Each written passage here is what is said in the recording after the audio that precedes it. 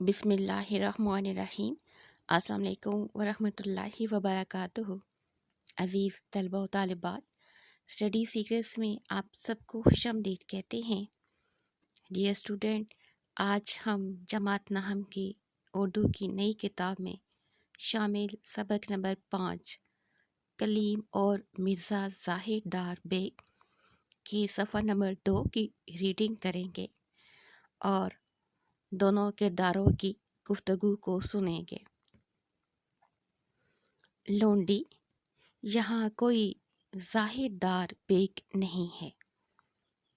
इतना कहकर करीब था कि लोंडी फिर कुआड़ बंद कर ले कि कलीम ने कहा, इतना कहकर, इतना बोलकर, इतना बताकर, करीब था, यानी बिल्कुल करीब था कि लोंडी फिर कुआड़, कुआड़ कहते हैं दरवाज़ा, इतना बोलकर लोंडी दरवाज़ा बंद करने के करीब ही थी कि कलीम ने कहा, क्यों जी, क्या ये जुम्मेदार साहब की महल सरा नहीं है? जुम्मेदार किसे कहते हैं? ये फौज के एक बड़े ओहदे पर हामिल शख्स को कहते हैं। और महल सरा से क्या मुराद है? महल सरा से मुराद बादशाहों और नवाबों का ज़नान खाना जिसमें औरतें रहती हैं। लोंडी है, क्यों नहीं? कलीम, फिर तुमने ये क्या कहा कि यहाँ कोई ज़ाहिरदार बेग नहीं? क्या ज़ाहिरदार बेग जुम्मेदार के वारिस और जानशीन नहीं हैं? वारिस जानशीन को कहते हैं और जानशीन वली अहद को कहते हैं। ये दोनों लफ्ज़ मुतरादिफ हैं। लोंडी, जुम्मेदार के वारसों को खुदा सलामत रखे। लोंडी, जुम्मेदार के वारसों को खुदा सलामत रखे। मुआ, मिर्ज़ा ज़ाहिरदार बेग जुम्मेदार का वारिस बनने वाला कौन होता है? मुआ से मुराद मरा हुआ। दूसरी लोंडी, अरे कमबख्त, कमबख्त कहते हैं बदनसीब को, ये कहीं मिर्ज़ा बांके के बेटे को ना पूछते हों। बांके कहते हैं निडर और बहादुर शख्स को। वो हर जगह अपने तई जुम्मेदार का बेटा बताया करता है। अपने तई से मुराद अपने आप को। वो हर जगह अपने आप को जुम्मेदार का बेटा बताया करता है। कलीम से मुखातिब होकर, क्यों मियाँ, वही ज़ाहिरदार बेग ना जिनकी रंगत जर्द जर्द है। जर्द से मुराद पीली। आंखें करंजी, करंजी कहते हैं नीली। छोटा कद। दुबला डील, दुबला डील से मुराद पतला जिस्म। अपने तई बहुत बनाए सवारे रहा करते हैं। अपने तई से मुराद अपने आप को बहुत बनाए संवारे यानी बनाव सिंगार करते हैं। कलीम, हाँ हाँ, वही ज़ाहिरदार बेग। लोंडी, तो मियाँ इस मकान के पिछवाड़े, पिछवाड़े कहते हैं पिछली साइड, इस मकान की पिछली साइड यानी पिछवाड़े उपलों की टाल के बराबर एक छोटा सा कच्चा मकान है।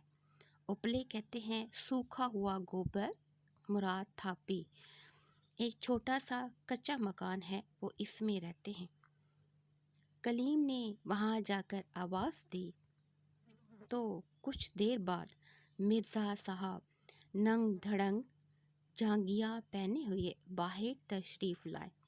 नंग ढंग से मुराद नंगा यानी बुनियान और जांगिया पहना हुआ था और कलीम को देखकर शर्माए और बोले, आहा, आप हैं?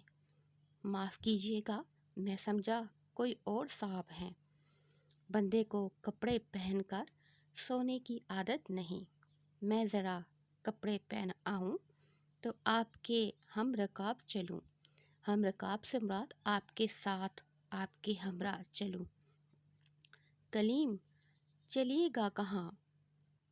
मैं तो आपके पास आया था। मिर्ज़ा, फिर अगर कुछ देर تشریف رکھنا منظور ہو تو میں اندر پردہ کرا دوں۔ کچھ دیر سے مراد کچھ وقت کے لیے، تشریف رکھنا مراد بیٹھنا، یعنی اگر آپ کچھ وقت بیٹھنے کے لیے ہیں تو میں اندر پردہ کرا دوں۔ کلیم، میں آج شب کو آپ ہی کے ہاں رہنے کی نیت سے آیا ہوں۔ شب سے مراد رات۔ مرزا، بسم اللہ، اللہ کے نام سے شروع، تو چلیے اسی مسجد میں تشریف رکھیے۔ بڑی فضا کی جگہ ہے، یعنی کھلی جگہ ہے جہاں ہوا زیادہ ہوتی ہے یا ہوا زیادہ لگتی ہے۔ میں ابھی آیا۔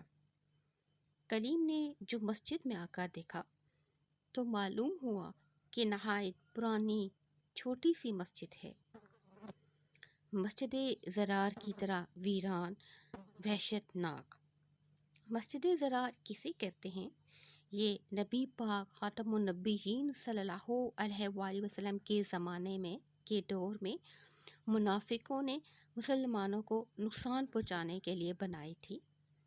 وحشت ناک، خوفناک۔ نہ کوئی حافظ ہے، نہ طالب علم، نہ مسافر، ہزار ہا چمگادڑیں اس میں رہتی ہیں کہ ان کی تسبیح بے ہنگام سے کان کے پردے پھٹے جاتے ہیں۔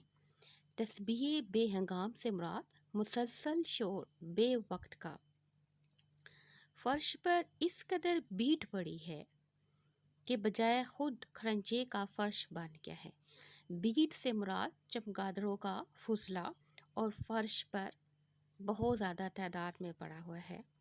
مرزا کے انتظار میں چاروں ناچار کہتے ہیں مجبوراً اسی مسجد میں ٹھہرنا پڑا۔ مرزا آئے بھی تو اتنی دیر کے بعد کہ کلیم مایوس ہو چکا تھا۔ قبل اس کے کہ کلیم شکایت کرے، اس سے پہلے کہ کلیم شکایت کرے، مرزا صاحب بطور دفع دخل مقدر فرمانے لگے، یعنی